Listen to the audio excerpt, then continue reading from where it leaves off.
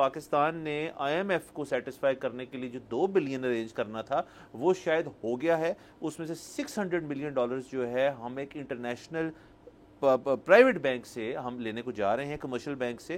اور سر پہلی دفعہ پاکستان کی ہسٹری میں ہم نے اتنا انٹرسٹ ریٹ ہم دینے کو جا رہے ہیں جو کہ 11% اینولائزڈ انٹرسٹ ریٹ ہے. سو $600 ملین ایٹ 11% ایک بہت بڑا لون ہوتا ہے. ہم نے آج تک ایسے کیا نہیں ہے. اس سے تو سر یہ چیز بھی واضح ہوتی ہے کہ all is not well on the front کہ جی ہماری کیا تعلقات ہیں چائنا سے, کیا سعودی عربیہ سے ہیں. IMF مان گیا ہے, well and good, but at what cost? Exactly sir. اب ان کو تینوں خبروں کو ایک وقت میں دیکھے بغیر کسی نتیجے میں پہنچنا ممکن نہیں ہے, اور جو پہنچے گا میری نظر میں غلطی کرے گا. دیکھیے آج کل بہت بات ہو رہی تھی, ان لوگوں کو جج بھی کیا جا رہا تھا جو IMF کے پلان سے جو بانی PTI ہیں ان کی رہائی کو مشروط کر رہے تھے. وہ تجزیہ کار, ان کی ہمدردیاں جو ہیں وہ خان صاحب کے ساتھ ہیں, PTI کے ساتھ ہیں, اس وجہ سے ان کو بڑا جج کیا جاتا ہے. اچھا میرا اپنا ذاتی طور پہ یہ خیال ہے کہ ان کا تجزیہ اس لحاظ سے تو غلط تھا کہ وہ بیسیکلی, ہمیں بھی یہ لگتا ہے کہ وہ بیسیکلی لوگوں کو رائل اپ کرنے کے لیے, لوگوں سے ویوز لینے کے لیے مشروط کر دیتے ہیں خان صاحب کی رہائی کے ساتھ.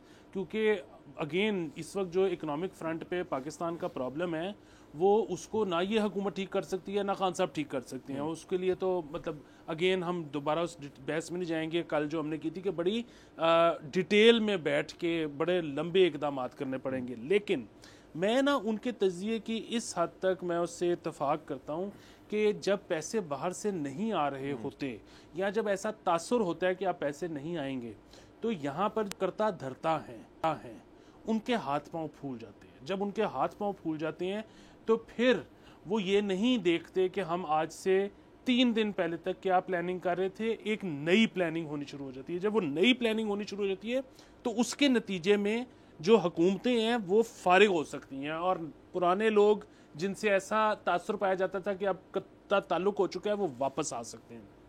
دیکھیں میرا یہ خیال ہے کہ یہ جو IMF کے ساتھ مذاکرات تھے ابھی حکومت نے ان کو 1 سے 1.5 مہینہ اور چلانا تھا.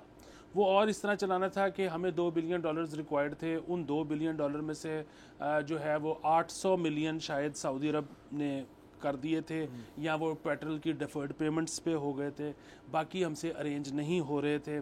اس کے لیے ہم نے چائنا سے بات کی, وہاں سے کنٹینیوسلی نہ ہوتی رہی. ہم نے امریکہ سے بات کی, کنٹینیوسلی نہ ہوتی رہی. ہم نے UAE سے بات کی, کنٹینیوسلی نہ ہوتی رہی. اچھا عموماً آپ کو پتہ ہے کہ پاکستان اس طرح کے مسئلوں سے ہر کچھ عرصے بعد گزرتا ہے لیکن ایونچولی ہاں ہو جاتی ہے. اس دفعہ نہیں ہوئی. یہاں وہ پوائنٹ آیا کہ جب PTI حمایتی گروپس, تجزیہ کار اور ایکسیٹرا نے یہ بات کرنی شروع کی کہ اب یہ پیسے نہیں آئیں گے, اور اب کیونکہ پیسے نہیں آئیں گے تو ہاتھ پاؤں پھولیں گے اور وہ نکلیں گے. اب وہ اس کو اتنا سیریسلی لیا حکومت نے, اور شاید لینا چاہیے بھی تھا کیونکہ یہاں پہ لمبا دیر کا تو کوئی سوچتا نہیں ہے. یہاں پہ ہر کوئی یہ سوچ رہا ہوتا ہے کہ میرے پاس میں کس طرح 3 مہینے ایکسٹینڈ کر لوں, میں کس طرح 1 سال ایکسٹینڈ کر لوں. لوگوں کی سوچ یہاں تک ہی ہے. اور وہی ہوا, انہوں نے کمرشل مارکیٹ سے, کمرشل بینک سے لون لیا. پہلی دفعہ ڈبل ڈیجٹ میں ہم نے لون اٹھایا ہے. اس کو واپس کیسے کرنا ہے یہ نہ آپ کو پتہ ہے نہ مجھے پتہ ہے. سبسکرائب کریں اور بیل دبائیں تاکہ کوئی خبر رہ نہ جائے.